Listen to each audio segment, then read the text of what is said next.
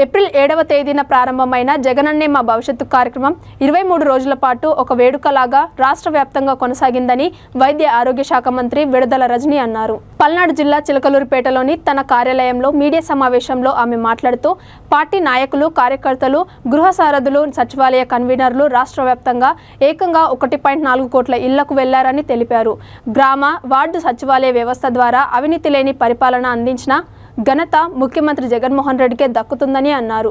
అధికారంలోకి వచ్చిన 4 ఏళ్లలోనే 98.3% హామీలు అమలు చేసిన ఘనత కూడా జగనన్నదే అని తెలిపారు.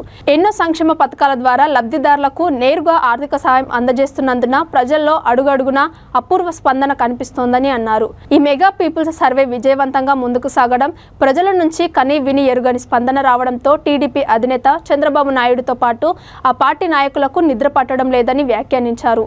సమావేశంలో వ్యవసాయ మార్కెట్ యార్డ్ చైర్పర్సన్, పురపాలక సంఘ చైర్మన్, పార్టీ నాయకులు, కార్యకర్తలు పాల్గొన్నారు. ఈరోజు రాష్ట్రంలో నెలకొన్నాయి అంటే దీన్ని బట్టి ప్రజలకు ఏ విధమైనటువంటి భరోసా జగనన్న ప్రభుత్వం అందించింది అనేది ఈ మాటల్లో మనకు స్పష్టంగా అర్థమవుతుంది. మెజారిటీ ఆఫ్ ద ఫ్యామిలీస్ మనకు ఈ విధంగా మనకు వైఎస్ఆర్ కాంగ్రెస్ పార్టీకి బ్రహ్మదరథం పడుతుందనే విషయము రాష్ట్ర వ్యాప్తంగా కూడా ఇది ఖచ్చితంగా ఇది ప్రూవ్ చేసిందనే అనుకోవచ్చు ఈ మెగా పీపుల్స్ సర్వే. కాబట్టి గడప గడపకు మన ప్రభుత్వంలో అలాంటి రెస్పాన్స్ మనకు కనబడుతుంది. ఒక సక్సెస్, పాజిటివ్ రెస్పాన్స్ కనబడతా ఉంది. అలాగే ఈ మెగా పీపుల్స్ సర్వే కూడా ఇంతే పాజిటివ్ స్పందన అనేది మనము చూస్తా ఉన్నాము.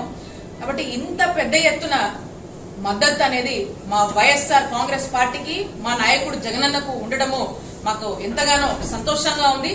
ఇది ఖచ్చితంగా రానున్న రోజుల్లో ఎన్నికల్లో ఒక మంచి ఫలితాన్ని ఇవ్వబోతుందనే భరోసా ప్రతి ఒక్కరికి కూడా ఉంది.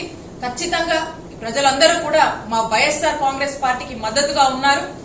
ఈ రోజుంది జగనన్న ప్రభుత్వము, రేపు మళ్ళా ప్రజలు మా వైఎస్ఆర్ కాంగ్రెస్ పార్టీకి ఇస్తే, మరి ఈ రోజు మొన్న చూస్తా ఉన్నాం చంద్రబాబు నాయుడు మాట్లాడుతూ ఉన్నాడు, ప్రజలకు దయ్యం పట్టిందని ప్రజల్ని హేళన చేస్తూ ప్రజా తీర్పుని అవమానిస్తూ మాట్లాడినటువంటి మాటలు చూస్తుంటే ఖచ్చితంగా చంద్రబాబు నాయుడు ఈ ఫ్రస్ట్రేషన్ లో జగనన్న పాలన వల్ల ప్రజలు సంతోషంగా ఉండడం ఓర్చుకోలేక ప్రజల మద్దతు వైఎస్ఆర్ కాంగ్రెస్ పార్టీకి ఉందని ఇక ఏమీ చేయలేని పరిస్థితుల్లో చంద్రబాబు ఫ్రస్ట్రేషన్ లో ఒక మెంటల్ కండిషన్ ఎలా ఉందనేది మనకు స్పష్టంగా అర్థమవుతా ఉంది.